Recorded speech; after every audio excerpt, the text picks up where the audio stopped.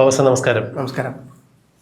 കാലക്കേട് വരുമ്പോൾ ഈ അരയിൽ ചുറ്റിയ അരഞ്ഞാണം വരെ പാമ്പായി മാറും എന്നൊരു ചൊല്ല് മലയാളത്തിലുണ്ട്. ഏതാണ്ട് മുൻ മുഖ്യമന്ത്രിയായ ഇപ്പോഴത്തെ പ്രതിപക്ഷ നേതാവായ പിണറായി വിജയനെ സംബന്ധിച്ചിടത്തോളം അത് അന്വർത്ഥമാകുന്ന രീതിയിലുള്ള കാര്യങ്ങളാണ് നമ്മൾ കണ്ടുകൊണ്ടിരിക്കുന്നത്. എല്ലാ കാലത്തും പാർട്ടിയിലെ ഏകഛത്രാധിപതിയായിരുന്നു പിണറായി വിജയൻ. അതായത് കിരീടവും ചെങ്കോലും ഉണ്ടായിരുന്നില്ല എന്ന് മാത്രമേ ഉള്ളൂ. CPM-ൽ കിരീടം വയ്ക്കാത്ത രാജാവ് അല്ല ചക്രവർത്തിയായിരുന്നു പിണറായി വിജയൻ. തിരുവായ്ക്ക് എതിർവായില്ലാതെ ഏതാണ്ട് 16 വർഷക്കാലം പാർട്ടിയെയും 10 വർഷക്കാലം ഭരണത്തെയും തൻ്റെ കൈപ്പിടിയിൽ ഒതുക്കി ഈ അപ്രമാദിത്വത്തോടുകൂടി വാണരുളിയിരുന്ന ഒരു ഏകഛത്രാധിപതിയായ പിണറായി വിജയനെതിരെ അന്ന് ഒരാളും ഒരക്ഷരം മിണ്ടിയിരുന്നില്ല. പാർട്ടി ഉൾപാർട്ടി ജനാധിപത്യമുള്ള പാർട്ടിയാണ്. ഈ പാർട്ടിയെക്കുറിച്ച് നിങ്ങൾക്കൊന്നും അറിയില്ലെങ്കിലും പാർട്ടിക്ക് കൃത്യമായ അഭിപ്രായ സ്വാതന്ത്ര്യമുണ്ട്. പാർട്ടി വേദികളിൽ ആരെ വേണമെങ്കിലും നിശിതമായി വിമർശിക്കുക, എന്ത് അഭിപ്രായവും ഏത് സഖാക്കൾക്കും തുറന്നു പറയാം എന്നൊക്കെ പറയുമ്പോഴും പിണറായി വിജയനെതിരെ എന്തെങ്കിലും തരത്തിലൊരു ശബ്ദം പുറപ്പെടുവിപ്പിക്കാൻ CPM-ൽ ആരും മുതിർന്നിട്ടില്ല. അങ്ങനെ ആരെങ്കിലും മുതിർന്നിട്ടുണ്ടെങ്കിൽ അവർക്കെല്ലാവർക്കും CPM-ന് പുറത്തായിരുന്നു സ്ഥാനം. പിന്നീട് ഇവിടെ പറഞ്ഞു വരുന്നത്, എല്ലാ കാലത്തും പിണറായി വിജയൻ എന്ന നേതാവ് എന്ത് തരത്തിലുള്ള പ്രതിസന്ധികളിൽ ചെന്ന് ചാടുമ്പോഴും അതിനെ ന്യായീകരിക്കാൻ വേണ്ടി വെള്ളപൂശാൻ വേണ്ടി ചൂലും വെള്ളവും കൊണ്ട് നടക്കുന്ന ആളായിരുന്നു മുൻ നിയമവകുപ്പ് മന്ത്രിയായിരുന്ന AK ബാലൻ. AK ബാലൻ എന്ത് വിഷയമുണ്ടായാലും പിണറായി വിജയനെ ന്യായീകരിക്കുന്ന തരത്തിലേ സംസാരിക്കുമായിരുന്നുള്ളൂ. ഈ മുഖ്യമന്ത്രിയായിരുന്ന സമയത്ത് പിണറായി വിജയൻ്റെ മകൾ മാസപ്പടിയുമായി ബന്ധപ്പെട്ടുള്ള വിവാദങ്ങൾ ഉയർന്നു വന്നപ്പോഴും അത് 2 കമ്പനികൾ തമ്മിലുള്ള ഇടപാടാണ്. ആ ഇടപാടിൽ മുഖ്യമന്ത്രിയുടെ മകളായതിൻ്റെ പേരിൽ അവർ ക്രൂശിക്കേണ്ട കാര്യമില്ല. അവർക്കൊരു ബിസിനസ് ചെയ്യുന്നതിൽ എന്താണ് തെറ്റുള്ളത്? ഇനിയിപ്പോൾ ഈ ഇടപാടിൽ തന്നെയാണെങ്കിൽ അവർ GST അടച്ചിട്ടുണ്ട്, ഇൻകം ടാക്സ് അടച്ചിട്ടുണ്ട്. അപ്പോൾ വെറുതെ മാധ്യമങ്ങൾ അവർക്ക് പുറകെ നടന്ന് മുഖ്യമന്ത്രിയുടെ മകളായതിൻ്റെ പേരിൽ അവരെ ക്രൂശിച്ച് മുഖ്യമന്ത്രിയെ അതിലൂടെ തകർക്കാനുള്ള ശ്രമമാണെന്നൊക്കെ പറഞ്ഞ് AK ബാലൻ വലിയ വലിയ പ്രസംഗങ്ങൾ മാധ്യമങ്ങൾക്ക് മുന്നിൽ നടത്തിയിട്ടുണ്ടായിരുന്നു. ഇന്നലെ ഇപ്പോൾ ഈ കഴിഞ്ഞ ദിവസത്തിൽ അദ്ദേഹത്തിന് മറ്റൊരു റിപ്പോർട്ട് വന്നിട്ടുണ്ട്. അതായത് മുൻ മുഖ്യമന്ത്രിയായ പിണറായി വിജയൻ്റെ തിരുവനന്തപുരത്തുള്ള ബേക്കറി ജംഗ്ഷനിൽ വീട് റെയ്ഡ് ചെയ്ത് വീണ വിജയൻ്റെ പാസ്ബുക്ക് അടക്കം ഫോണടക്കം നിരവധി രേഖകൾ പിടിച്ചുകൊണ്ടുപോയി. അവരുടെ ബാങ്ക് അക്കൗണ്ട് ഫ്രീസ് ചെയ്ത് ഏതാണ്ട് 19 കോടിയോളം രൂപ മരവിപ്പിച്ചു, കണ്ടുകെട്ടി. ആ ED ഉദ്യോഗസ്ഥന്മാർ മടങ്ങുമ്പോൾ CPM പ്രവർത്തകരെ കൂടി അവരെ ഉപദ്രവിച്ചു. അവർ സഞ്ചരിച്ച കാറ് തല്ലി പൊളിച്ചു. അതിലൊരാൾക്ക് പരിക്ക് പറ്റി. അപ്പോൾ ഇതിനൊക്കെ വധശ്രമത്തിന് അന്ന് ഏതാണ്ട് 25ഓളം പേരെ അറസ്റ്റ് ചെയ്തുകൊണ്ട് പോയി അവരെ തീഹാർ ജയിലിലേക്ക് കൊണ്ടുപോകും എന്നാണ് മനസ്സിലാക്കാൻ കഴിയുന്നത്. അതുപോലെ 300 പേർക്കെതിരെ, കണ്ടാൽ തിരിച്ചറിയുന്നവർക്കെതിരെ കേസെടുത്തു. നേതാക്കന്മാരെയും ഈ കേസിൽ പൂട്ടും എന്നുള്ളൊരു സ്ഥിതി വന്നു കഴിഞ്ഞപ്പോൾ സംഗതി കൈവിട്ടു പോവുകയാണെന്ന് ബാലന് മനസ്സിലായി. ഇനിയിപ്പോൾ പിണറായി വിജയനെ എന്തായാലും ചോദ്യം ചെയ്യും. ED ഹൈക്കോടതിയിൽ നിന്നുള്ള ഉത്തരവ് പ്രകാരം സ്റ്റേയൊക്കെ നീങ്ങിയിട്ടുണ്ട്. എന്തായാലും ഇനിയിപ്പോൾ സുപ്രീം കോടതിയിലേക്ക് CMR-ൽ പോയാലും വീണ വിജയനെ ചോദ്യം ചെയ്യാൻ യാതൊരു തരത്തിലുള്ള നിയമ തടസ്സമില്ല. അപ്പോൾ വീണയെ ചോദ്യം ചെയ്യും. വീണയെ ചോദ്യം ചെയ്യുന്നതിലൂടെ മുഖ്യമന്ത്രിയായിരുന്ന പിണറായി വിജയനിലേക്കും ചോദ്യം ചെയ്യൽ നീളും. പിണറായി വിജയനെയും ED പൂട്ടും എന്നുള്ള ആ പദ്ധതിയൊക്കെ ഏറെക്കുറെ മനസ്സിലായതിൻ്റെ രീതിയിലാണ് എന്ന് തോന്നുന്നു. പിണറായി വിജയനെയും മകളെയും എക്കാലത്തും ന്യായീകരിച്ച് AK ബാലൻ്റെ ഒരു പുതിയ പ്രസ്താവനയിൽ പറയുന്നു, വീണ വിജയൻ മാസപ്പടി വാങ്ങിയിട്ടുണ്ടെങ്കിൽ അവർ കള്ളപ്പണം വെളുപ്പിച്ചിട്ടുണ്ട് എന്ന് EDക്ക് ഏതെങ്കിലും തരത്തിൽ തെളിവുകളുണ്ടെങ്കിൽ അന്വേഷണം നടക്കട്ടെ, കേസ് അന്വേഷിക്കട്ടെ. അവർ കുറ്റക്കാരിയാണെങ്കിൽ മാതൃകാപരമായി അവർക്ക് ശിക്ഷ കൊടുക്കട്ടെ എന്നൊക്കെ തരത്തിൽ AK ബാലൻ്റെ ഒരു പ്രസ്താവന വന്നു. അതായത് പിണറായി വിജയൻ എന്ന നേതാവിനെ എപ്പോഴും വാഴ്ത്തിപ്പാടിക്കൊണ്ടിരുന്ന, വെള്ളപൂശിക്കൊണ്ടിരുന്ന AK ബാലനെ പോലുള്ള ആളുകൾ വരെ പിണറായി വിജയനെ കൈവിടുന്നു എന്നുള്ളതിൻ്റെ വ്യക്തമായ സൂചനയാണ്. ഇനി ഈ വക പൊല്ലാപ്പിനും വാഴ്ത്തുപാട്ടിനും ഞങ്ങളില്ല, നിങ്ങളായി, നിങ്ങളുടെ പാടായി എന്നുള്ള വ്യക്തമായ സന്ദേശമാണ് AK ബാലൻ്റെ ഈ വാക്കുകളിലൂടെ കേരളം മനസ്സിലാക്കുന്നത്. എങ്ങനെയാണ് മുതിർന്ന രാഷ്ട്രീയ പ്രവർത്തകരെയും കേരളത്തിൻ്റെ ഇപ്പോഴത്തെ സമകാലീന രാഷ്ട്രീയത്തേക്ക് നിശിതമായി നോക്കിക്കാണുകയും വിമർശിക്കുകയും പഠിക്കുകയൊക്കെ ചെയ്തിട്ടുള്ള ഒരു മാധ്യമപ്രവർത്തകൻ എന്ന രീതിയിൽ ഫവാസ് ഇതിനെ എങ്ങനെ നിരീക്ഷിക്കുന്നു? ഈ ED കേസോട് കൂടി പിണറായി വിജയൻ്റെ പാർട്ടിക്കുള്ളിലും അതേപോലത്തെ ഗവൺമെൻറ്റിലുണ്ടായിരുന്ന ഒരു അക്രമാദിത്യം വളരെ പതിയെങ്കിലും ഇല്ലാണ്ടായിക്കൊണ്ടിരിക്കുന്നു എന്നുള്ളൊരു സാധനമാണ്.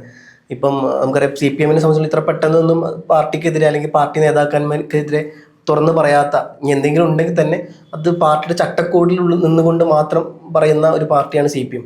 അതേ CPM ഇപ്പോൾ എല്ലാവിധ ലംഘനങ്ങളും കടന്ന് ഇപ്പം എനിക്കൊണ്ട് MA ബേബി ഇവരെയൊക്കെ അറിയാണ്ട് നാവ് കൊണ്ട് പറഞ്ഞു പോയി എന്തെങ്കിലും നിങ്ങൾക്ക് വിമർശിക്കാനുണ്ടെങ്കിൽ പാർട്ടി യോഗങ്ങൾ വിമർശിക്കണം എന്നുള്ളത്. അതിപ്പം ഏരിയ കമ്മിറ്റിയും ജില്ലാ കമ്മിറ്റിയും ലോക്കൽ കമ്മിറ്റിയും എല്ലാം നിറഞ്ഞു നിന്ന് വലിയ തരത്തിലുള്ള പൊട്ടിത്തെറിയിലോട്ട് പോയിരുന്നു. പിണറായി വിജയനെ മാൻഡ്രേക്ക് എന്ന് വിളിക്കുന്നു, കുട്ടികൾ പോലും കാണാൻ ഭയപ്പെടുന്ന നേതാവാണെന്ന് പറയുന്നു, എം വി ഗോവിന്ദനെ തുറന്നടിക്കുന്നു, എം വി ഗോവിന്ദൻ അവസാനം സമ്മതിക്കുന്നു. അപ്പോൾ ഇത്തരത്തിൽ പാർട്ടിക്കുള്ളിൽ പിണറായി വിജയൻ എന്തൊക്കെ ഒരു ബഹുമതി ഉണ്ടായിരുന്നു, അല്ലെങ്കിൽ എന്താ നമുക്കറിയാം ശൈലജ ടീച്ചറെ വരെ വെട്ടി ഒതുക്കി പാർട്ടിയുടെ തനിക്ക് മേലെ ഇനി ആരും വരാൻ പാടില്ല എന്നുള്ള ഒരു ധാരണ അദ്ദേഹത്തിന് കൃത്യമായിട്ടുണ്ടായിരുന്നു. അതിന്റെ ഭാഗമായിട്ടാണ് ഇപ്രാവശ്യം പോലും തോൽക്കാന്നൊരു സീറ്റ് വെച്ച് കൊടുത്ത് ഒരു ബലിയാടാക്കി ശൈലജ ടീച്ചറെ മാറ്റി കൊടുത്തത്. കാരണം അദ്ദേഹം വിചാരിച്ചിട്ടുണ്ടാവും മേ ബി ഇപ്രാവശ്യം വീണ്ടും പിണറായി വിജയൻ 3.0 വരും, ഭരണത്തിൽ വരും എന്നുള്ള ഒരു ധാരണ അദ്ദേഹത്തിന് ഉണ്ടാവുമായിരിക്കും. അപ്പോൾ അതിന്റെ ഭാഗമായിട്ട് ഇനി ശൈലജ ടീച്ചർ അവിടെ വേണ്ട എന്നുള്ളൊരു ധാരണ അദ്ദേഹത്തിന് ഉണ്ടായിരുന്നു. അതിന്റെ ഭാഗമായിട്ടാണ് ശൈലജ ടീച്ചറെ വെട്ടാൻ വേണ്ടിയിട്ട് ഇത്തരത്തിലുള്ള കാര്യങ്ങളൊക്കെ ചെയ്തത്. പക്ഷെ എന്നിരുന്നാൽ പോലും ശൈലജ ടീച്ചർ തോറ്റത് മാത്രമല്ല, പിണറായി വിജയൻ അമ്പേ പരാജയപ്പെടുന്ന സംഭവം കണ്ടത് ആദ്യത്തെ 6 റൗണ്ട് വരെ തോൽക്കുന്ന കണ്ടു. അപ്പൊ പാർട്ടിക്കുള്ളിൽ മാത്രമല്ല പൊതുജനങ്ങളുടെ വോട്ടിന്റെ ഭൂരിപക്ഷം ഉണ്ടായിരുന്ന കണ്ണൂരില് പിണറായില് കമ്മ്യൂണിസ്റ്റ് പ്രസ്ഥാനത്തിന്റെ ചെങ്കൊടി നാട്ടിയിരുന്ന സ്ഥലത്ത് നിന്ന് അല്ലെങ്കിൽ ചുവന്ന കോട്ടയിൽ നിന്ന് പിണറായി വിജയൻ ഏതാണ്ട് 16,000 വോട്ടിലേക്ക് മാറി എന്നുള്ളതല്ലേ എടുത്തു പറയേണ്ടത്. 51,000 വോട്ടായിരുന്നു അദ്ദേഹത്തിനവിടെ ഉണ്ടായിരുന്നത്. ഈ പ്രാവശ്യത്തെ ഇലക്ഷനിൽ അത് ഏകദേശം 19,000, 20,000 കൂട്ടാൻ നോക്കി 20,000 എത്തി എന്നുള്ളതാണ്. ഏകദേശം 31,000 വോട്ടിന്റെ കുറവാണ് അവിടെ ഉണ്ടായിട്ടുള്ളത് എന്നുള്ള. 31,000 വോട്ട് നമുക്ക് 30 എടുക്കാം. ഇപ്പം ധർമ്മടം പോലത്തെ ഒരു മണ്ഡലങ്ങളിൽ 30,000 വോട്ടിന്റെ കുറവ് പിണറായി വിജയൻ ഉണ്ടായി എന്ന് പറഞ്ഞാൽ അത് കൃത്യമായിട്ടുള്ള അതും പിണറായിന്റെ നാട്ടിലാണ് അദ്ദേഹത്തിന് ഏറ്റവും വലിയ വോട്ട് കുറവുണ്ടായി. കമ്മ്യൂണിസ്റ്റുകാരുടെ വോട്ടാണ് മാറി എന്നുള്ളതാണ്. അതെ. അപ്പം സ്വന്തം പാർട്ടിക്കുള്ളിൽ മാത്രമല്ല സ്വന്തം അടിത്തട്ട് വരെ മണ്ണ് വരെ ഒലിച്ചു പോകുന്ന ഒരു അവസ്ഥയിലാണ് ഇപ്പം നിലവിൽ പിണറായി വിജയൻ. അതുകൊണ്ട് തന്നെ ഇനിയിപ്പം AK ബാലനടക്കം പരസ്യമായ രംഗത്ത് വന്നതോടുകൂടി ഒരു കാര്യം ഉറപ്പാണ്, പാർട്ടിയുടെ അദ്ദേഹം നിൽക്കുന്ന പ്രതിപക്ഷ നേതാവ് സ്ഥാനം ഇപ്പോൾ ഒരു ആടി ഉലഞ്ഞ കസാല പോലെയാണ്, എപ്പോൾ വേണേലും മറിഞ്ഞ് താഴെ വീഴാന്നുള്ളൊരു സാധനം. പക്ഷെ അതെ, ഫവാസെ ഒന്ന് ഇടപെട്ട് സംസാരിക്കുകയാണെന്ന് കരുതരുത്. ഈ ഓരോ ഏരിയ കമ്മിറ്റികളിലും ഈ തെരഞ്ഞെടുപ്പ് അവലോകന യോഗം കഴിയുമ്പോൾ പിണറായി വിജയനും MV ഗോവിന്ദനും ആണ് ഈ പാർട്ടിയുടെ പരാജയത്തിന് കാരണക്കാരെന്ന് പറയുമ്പോൾ പ്രതിപക്ഷ നേതൃസ്ഥാനം മാത്രമല്ല MLA സ്ഥാനം വരെ പിണറായി വിജയൻ രാജിവെക്കണമെന്നാണ് ചില ഏരിയ കമ്മിറ്റികളിൽ നിന്ന് റിപ്പോർട്ട് ചെയ്യപ്പെട്ടത്. ഇത് മാധ്യമങ്ങളിലൂടെ വന്നത് തന്നെയാണ്, അതൊരിക്കലും തെറ്റല്ല. അപ്പോൾ ഒന്ന് ആലോചിച്ച് നോക്കൂ, എത്രത്തോളം അടിത്തട്ടിൽ പിണറായി വിജയൻ എന്ന നേതാവിനെതിരെ പാർട്ടിക്കകത്ത് വികാരം പുകയുണ്ട് എന്നുള്ളതിൽ അതിൽ നിന്ന് മനസ്സിലാക്കേണ്ടത്.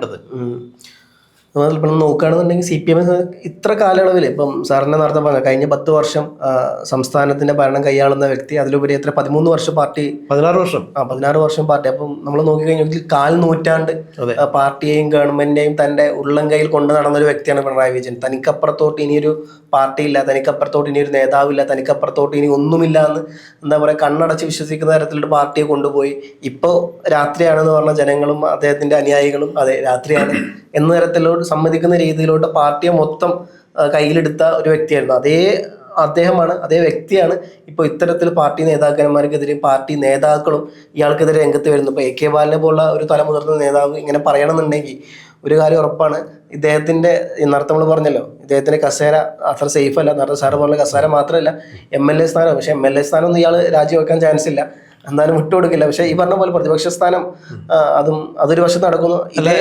ഈ സാധനം ഇതിന്റെ ഒപ്പം നമ്മൾ പറയുന്ന മറ്റൊരു കാര്യം എനിക്ക് തോന്നിയെന്ന് വെച്ച് കഴിഞ്ഞാൽ ഇതെല്ലാം മുതലെടുത്തുകൊണ്ട് മറ്റൊരാളെ അപ്പുറത്ത് നിൽക്കുന്നുണ്ട്. CPI എന്ന് പറഞ്ഞൊരു പാർട്ടി.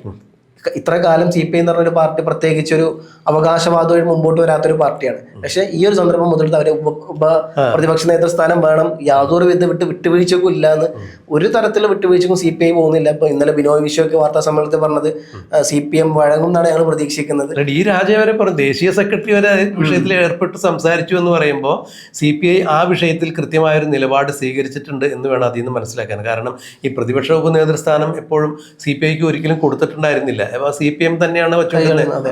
അപ്പോൾ അത് വേണം എന്ന് പറയുമ്പോൾ അങ്ങനെ ഒരു ആവശ്യം മുന്നോട്ടേക്ക് ഉന്നയിക്കുമ്പോൾ അതിലൂടെ ഈ പ്രതിപക്ഷ ഉപനേതൃസ്ഥാനത്തിലൂടെ വലിയൊരു സ്ഥാനലബ്ധിയോ അല്ലെങ്കിൽ വലിയ അംഗീകാരങ്ങളോ ഒന്നും ലഭിക്കത്തക്കതല്ല. എങ്കിലും നിയമസഭയിലൊരു ഓഫീസ് അവർക്ക് അനുവദിച്ചു കിട്ടും എന്നല്ലാതെ അതിനപ്പുറത്തേക്ക് രാഷ്ട്രീയ നേട്ടങ്ങളില്ല എന്ന് രാഷ്ട്രീയ നിരീക്ഷകർ ചൂണ്ടിക്കാണിക്കുമ്പോൾ ഇത്തരം ചില പിടിവാശികൾ അല്ലെങ്കിൽ ചില സന്ദേശങ്ങൾ അവർ പുറത്തേക്ക് പറയുമ്പോൾ അല്ലെങ്കിൽ തരുന്ന ഒരു സന്ദേശം കൃത്യമായി CPM-ന് വിധേയത്വം ഇനി കാണിക്കാൻ ഞങ്ങൾ തയ്യാറല്ല, ഞങ്ങൾക്ക് ഞങ്ങളുടേതായൊരു വഴിയുണ്ട്, ഒരു ലൈൻ ഉണ്ട് എന്ന് വേണ്ടി അതിൽ നിന്ന് മനസ്സിലാക്കാൻ. അത് മാത്രമല്ല നമ്മൾ ഈ നിയമസഭയിൽ തന്നെ 90 സീറ്റിൽ മത്സരിച്ച് ഏകദേശം 27ഓളം സീറ്റിലാണ് CPM-ന് ജയിക്കാൻ പറ്റിയിട്ടുള്ളത്. ലീഗിന് വരെ 22 സീറ്റുണ്ട് 27 സീറ്റിൽ മത്സരിച്ചിട്ട്. അപ്പം ഇത്തരത്തിൽ സ്ട്രൈക്ക് റേറ്റ് കമ്മിയായി. അപ്പോൾ അവർക്ക് CPIക്ക് മനസ്സിലായിട്ടുണ്ട് ഈ പാർട്ടിയുടെ എന്താ പറയുക ബലക്കുറവ് പതിയെ നടന്നുകൊണ്ടിരിക്കുകയാണ് എന്നുള്ളതും ഇത് തങ്ങൾക്ക് എന്തുകൊണ്ടും ഒരു വിലവേശാൻ പറ്റിയ സമയമാണെന്നുള്ളതും ഇപ്പോൾ വിലവേശിയിട്ടില്ലെങ്കിൽ ഇനി ഇതേപോലെ സന്ദർഭം കിട്ടില്ല എന്നുള്ളതും അവർക്ക് മനസ്സിലായിട്ടുണ്ട്. കാരണം ഒരുപക്ഷെ ഇത് പിണറായി വിജയൻ അല്ലായിരുന്നു പ്രതിപക്ഷ നേതാവ് എന്നുണ്ടെങ്കിൽ ഒരുപക്ഷെ CPI ഈ ആരോപണമായിട്ട് മുമ്പോട്ട് വരില്ലായിരുന്നു. കാരണം അവർക്ക് മനസ്സിലായിട്ടുണ്ട് പിണറായി വിജയൻ തന്നെയാണ് ഈ പാർട്ടിയുടെ അല്ലെങ്കിൽ ഈ മുന്നണിയുടെ ഈ തോൽവിയുടെ ഏറ്റവും വലിയ ഉത്തരവാദി എന്നുള്ളത്. അതുകൊണ്ടാണ് CPI ഒരു വിധക്കും, അല്ലെങ്കിൽ CPI നമുക്കറിയാലോ പിന്നെ കിട്ടില്ല എന്ന് പറഞ്ഞാൽ പിന്നെ ഇപ്പൊ കടിച്ചു തൂങ്ങാൻ CPI നിൽക്കാറില്ല, പിടിവാശി കാണിക്കാറുണ്ടായിരുന്നു. അതെ, പെട്ടെന്ന് ഒന്ന് ചോദിച്ചു നോക്കും, 1-2 വട്ടം ചോദിച്ചു നോക്കും, കിട്ടില്ല എന്നുണ്ടെങ്കിൽ എന്നാ ഓക്കെ താങ്കളെ അവരെ വഴിക്ക് പോകും. സമാനമായ രീതിയിൽ കഴിഞ്ഞ ഈ ഭരണത്തിൽ നിന്ന് ഇറങ്ങുന്നതിന് മുമ്പ് മറ്റൊരു സംഭവം കൂടി ഈ PM ശ്രീ പദ്ധതിയിൽ കൃത്യമായൊരു പിടിവാശി കാണിച്ചിട്ടുണ്ടായിരുന്നു. അതിൽ ഫലം കണ്ടു. പിണറായി വിജയൻ അക്ഷരാർത്ഥത്തിൽ ഈ മാധ്യമങ്ങളൊക്കെ പറയുന്നത് പോലെ അക്ഷരാർത്ഥത്തിൽ മുട്ടിടിച്ച് മുണ്ടിൽ മുള്ളി ആ തീരുമാനത്തിൽ നിന്ന് പിന്നോക്കം പോകുന്ന കാഴ്ച കണ്ടു എന്നുള്ളത് വലിയ എടുത്തു പറയേണ്ട കാര്യം തന്നെയാണത്. അപ്പൊ PM ശ്രീ പദ്ധതിയിൽ ഈ CPIയുടെ നിലപാട് കടുത്ത നിലപാട് തന്നെയായിരുന്നു. അതേ നിലപാടിലേക്ക് തന്നെയാണ് ഇപ്പൊ പ്രതിപക്ഷ ഉപനേതൃസ്ഥാനം വേണമെന്ന് പറയുമ്പോൾ പിണറായി വിജയനെതിരെ, അല്ലെങ്കിൽ ഫവാസ് നേരത്തെ സൂചിപ്പിച്ച പോലെ പിണറായി വിജയന്റെ അപ്രമാദിത്വം ചോദ്യം ചെയ്യപ്പെട്ടു കഴിഞ്ഞു. ഇനിയൊരു ഏകഛത്രാധിപതി ഇടതുപക്ഷത്തിന്റെ സാരഥ്യം വഹിക്കുന്നതിന് വേണ്ടി ആര് വേണം എന്നുള്ള ഞങ്ങൾ തീരുമാനിക്കും, എന്തായാലും അത് നിങ്ങളല്ല, നിങ്ങൾ വേണ്ട എന്നൊരു തീരുമാനത്തിലേക്ക് മെല്ലെ മെല്ലെ CPMന്റെ ബാലനടക്കമുള്ള നേതാക്കന്മാർ ആ ഒരു ലൈനിലേക്ക് നീങ്ങുന്നു എന്ന് വേണം മനസ്സിലാക്കാൻ. ഒരു കാര്യം ഉറപ്പാണ്, അതിവിദൂരമല്ലാത്ത ഭാവിയിൽ പിണറായി വിജയനെതിരെയുള്ള ഒരു പടയൊരുക്കം മുന്നണിക്കുള്ളിലും പാർട്ടിക്കുള്ളിലും നടന്നാൽ അതിൽ അത്ഭുതപ്പെടാനില്ല. അതിൻ്റെ ഏറ്റവും അവസാനത്തെ തെളിവായിട്ട് പലവിധ തെളിവുകളുണ്ട്. ഏറ്റവും അവസാനമായിട്ട് ഇപ്പോൾ AK ബാലനടക്കമുള്ള തലമുതിർന്ന CPM നേതാക്കൾ രംഗത്ത് വരുമ്പോൾ എന്തായാലും പാർട്ടിയെ ഇനിയെങ്കിലും നല്ല രീതിയിലോട്ട് നയിക്കാൻ പിണറായി വിജയന് കഴിയട്ടെ എന്നുള്ളതും, അല്ലാന്നുണ്ടെങ്കിൽ അദ്ദേഹം ആ സ്ഥാനത്ത് മാറണം എന്നുള്ളതും, എന്തായാലും ED കേസോട് കൂടി ഒരു വിഷയം ഉറപ്പാണ്. പിണറായി വിജയൻ ഇനി എന്താ പറയുക, പണ്ടത്തെ ആ ഒരു പിടിച്ച വാളുകൾക്കിടയിൽ നടക്കുന്ന ഒരു എന്താ പറയുക നേതാവായ യോദ്ധാവായ പിണറായി വിജയനല്ല എന്നുള്ള കാര്യം ഉറപ്പാണ്.